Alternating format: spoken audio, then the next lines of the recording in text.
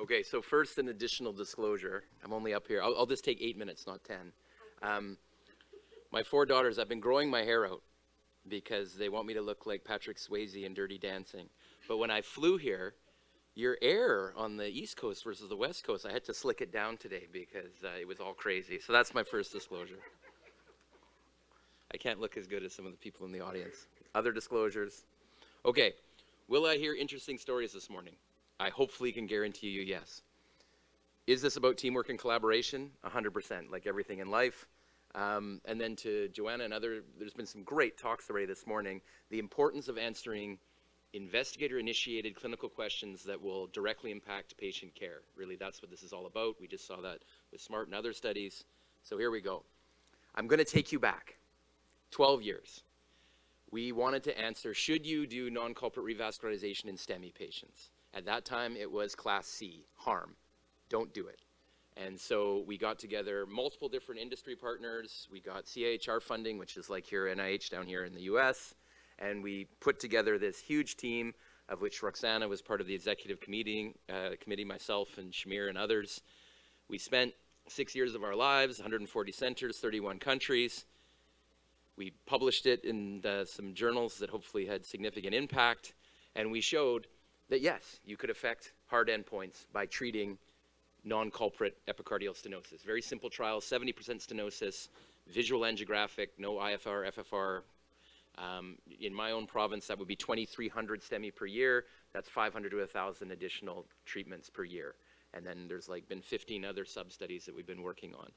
And the most exciting thing with the committee here, Roxana, others all on there, it became level of evidence, class 1 level of evidence today, which we're sitting there going, oh my goodness, that's great. We did this in coronary, took up 6 years of my life, but now can we do it in structural heart disease? Because it's the exact same problem. Obviously, it's a different population. We're seeing that with an enrollment, whereas a STEMI patient, average age 55, comes in, they've got their culprit, half of a non-culprit with a 70% stenosis or greater. They're a captive audience. It's very easy to enroll those patients. In your stable TAVI patients that are coming in, we now have 58 centers of the 106 enrolled. The average age is 75 to 85, and they're not super keen to come back to have non-culprit revascularization, or they really are keen, or we're in centers where people are doing ad hoc PCI before they ever even get to TAVI. So it is a challenge. I'm excited to say that at the request of John and Marty and Roxana, we, meaning I, have now had 54 of those 58 Zooms over the last month with all the centers. Everyone has doubled down that we're going to enroll 2 to 4 patients per month, but it's the exact same population. We have half of patients with concomitant coronary disease, no core lab data. 1 in 10 are going to have an ACS within the first few years after they have their TAVI. We don't know the optimal timing. The level of evidence is poor, both for percutaneous revascularization as well as surgical revascularization. So we do not know the answer. The exact same situation we had back in 2011 when we did COMPLETE. Here you've got some luminaries. CAD remains one of the most frequent comorbidities among TAVR candidates. Limited data. We need the data. So, I love this quote, love the problem, not the solution.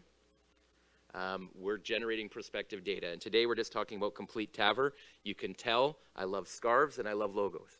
So, look at how sexy that logo is there. I know SMART's nice, Howie and Roxana, but come on, there's color there, it's super fun.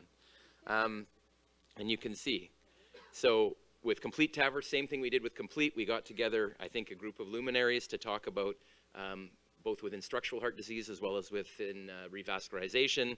We've chosen sites in North America. Initially, we went to our industry partner. This is investigator initiated and wanted to make this global, but we weren't able to.